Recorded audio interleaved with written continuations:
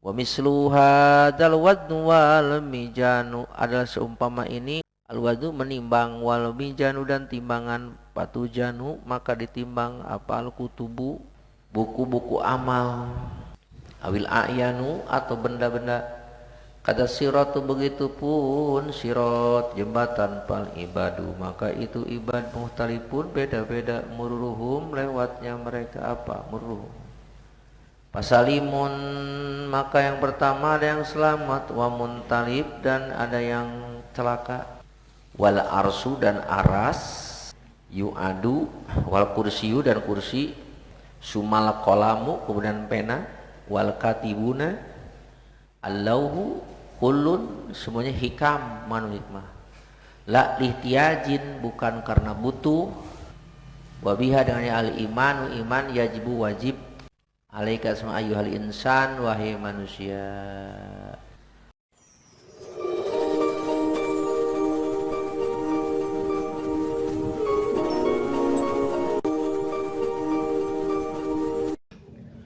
Assalamualaikum warahmatullahi wabarakatuh. Selamat bertemu kembali dengan Karyan Gunawan Channel. Sobat-sobat sekalian, jangan lupa klik like, subscribe, dan juga komen. Selamat menyaksikan. Wa mislu hadzal wadni wal mizanu kemudian wajib pula mengitikadkan adanya timbangan amal wal mizanu dan timbangannya. Jadi al wadnu apa tadi? Timbangan. Jadi menimbang. Wal mizanu dan timbangan. Jadi sebagian yang wajib diimani oleh kita bahwasanya amal makhluk muslim maupun non muslim nanti di akhirat akan ditimbang. Yang baiknya ditimbang, yang buruknya ditimbang. Ya, dengan apa? Dengan mizan alat timbang. Wal waznu yauma idinil haq. Penimbangan pada hari itu nyata adanya. Wa nada'ul mawazinal qista liyaumil qiyamah. Kami letakkan timbangan yang adil pada hari kiamat. Fa amma man saqulat mawazinuhu fahuwa radiya wa amma man khaffat mawazinuhu fa ummuhu hawiyah. Nah, itu apa? Jelas di situ kan?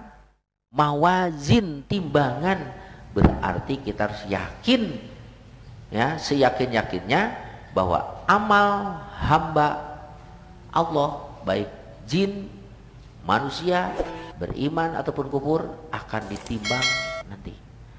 Nah, yang timbang apanya? Patuzanul kutubu.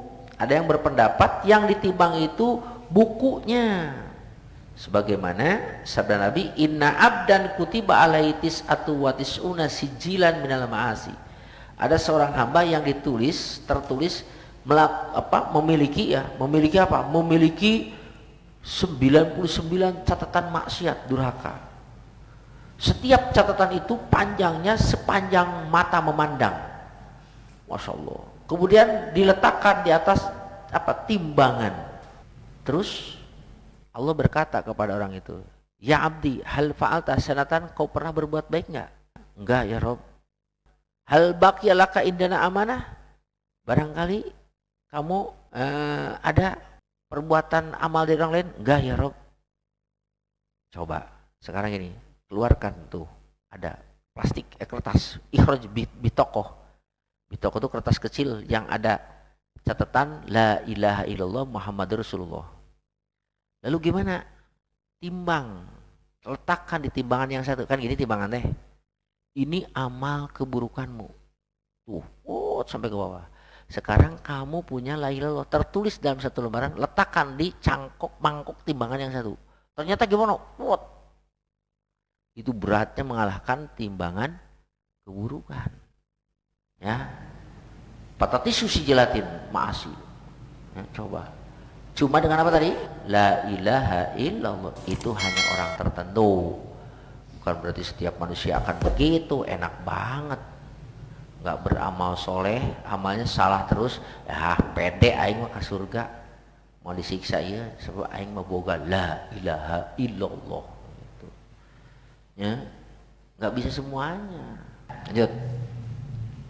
Kata sirotu, begitupun kita harus mempercayai adanya sirot. Apa itu sirot?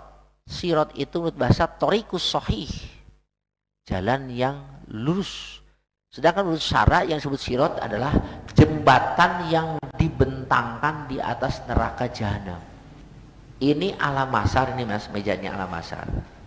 Di sana ada meja lagi tuh, meja asep lah. Surga. Nah orang dari sini akan nyampe ke surga melewati sirot dulu. Di bawahnya itu jahanam.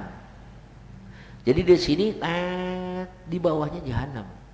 Sirot itu katanya adaku minas sya'rati wa ahaddu minas sayf, lebih halus daripada selai rambut, lebih tajam daripada pedang. Nah itu akan dilewati oleh setiap apa? Oleh setiap makhluk, termasuk para nabi pun akan melewatinya. Di kiri kanan ada malaikat yang siap melempar, pak, supaya jatuh. Selamatkah semuanya? Ada yang selamat dan celaka. Nah orang yang melewati sirot tersebut ada yang seperti kilat, set, sampai ke surga. Ada yang seperti tiupan angin, set, sampai seperti film The Flash-nya, Flash, set, sampai. Ada yang seperti berjalan kuda, ada yang seperti burung, ada yang seperti kerbau jalannya. Ya, itu mengindikasikan amal dulu waktu di dunia. Bahkan ada yang berjalan dengan kaki, berjalan dengan wajahnya. Terus gimana? Nah, orang yang tidak diampuni dosanya oleh Allah masuk ke dalam jahanam itu. Termasuk orang mukmin masuk pos kalinya. Tuh, makanya pal ibadu muhtalipun mururuhum. Nah, hamba-hamba Allah, makhluk-makhluk Allah tadi, ketika mereka melewati sirat itu beda-beda. Ada yang salimun, ada yang selamat. Wa muntalib, ada orang juga yang celaka. Wal arsu, kita harus mengitikadkan adanya aras. Apa itu aras? Jismun adimun nuraniun syaqal jannati muhitun bijamil asyam. Yang disebut aras itu jisim besar, ya, bangsa cahaya, ya, di langit surga, meliputi seluruh apa jisim yang lain. Itu aras. Itu yang pertama kali diciptakan oleh Allah setelah Nur Muhammad. Jadi Allah menciptakan pertama kali siapa? Nur Muhammad. Setelah itu Allah menciptakan aras, menciptakan Adam. Kemudian kita menciptakan adanya kursi. Apa kursi itu? Jismun adimun nuraniun, jisim yang besar, bangsa cahaya yang nempel dengan, ya, nempel dengan aras. Kursi. Sumal kolam, kemudian kolam. Apa kolam? Sama dengan tadi. Jismun adimun, jisim yang besar, yang bangsa cahaya, yang diciptakan oleh Allah untuk menulis kolam itu apa yang sudah, sedang, dan akan terjadi sampai hari kiamat. Konon panjangnya sampai 500 perjalanan kaki, 500 tahun perjalanan kaki. Wah, gede bangetnya. Wal katibuna. Nah, kita pun harus percaya kepada malaikat katibun. Siapa katibunnya? Malaikat yang mencatat amal-amal makhluknya, ya, atau yang mencatat lauhil mahfud. Apalagi terus lauh, papan. Dah, papan itu, ya, yaitu jismun adimun nuraniun, papan yang besar, panjangnya ukuran perjalanan mata orang jalan kaki selama 500 tahun, atau berapa ratus atau ribu kilonya gedena. Bisa dibayangkan orang. Kulun, nah awas mas, hikamun, semua juga mengandung hikmah. La lihtiajin, awas, Allah menciptakan itu semua bukan karena butuh. Allah teh aing mah teu butuh nyiptakeun kitu teh. La lihtiajin. Ya. Bukan karena apa? Jadi Allah menciptakan aras bukan untuk leha-leha tempat istirahat. Allah menciptakan kursi bukan untuk duduk. Allah menciptakan malaikat katibin bukan untuk menghimpun, ya, karena Allah juga sudah tahu menghimpun. Allah menciptakan lauh papan, menciptakan pena bukan untuk menghasilkan sesuatu amal yang gaib, artinya bukan untuk apa? Untuk mendeteksi amal yang tidak kelihatan, bukan. Maha tinggi Allah ya, itu semua. Jadi itulah yang harus kita imani bersama, ya. Nah, semuanya itu mengandung hikmah. Jadi kalau kita bertanya kenapa Allah menciptakan, jangan tanya kenapa Allah menciptakan, apa hikmah di balik penciptaan itu. Lalih tiaja, bukan karena Allah butuh, ya. Wabihal iman, dengannya kita harus beriman, kita harus mempercayainya. Yajibu alaika ayuhal insan, wajib bagimu wahai manusia mengimani akan keberadaan apa tadi?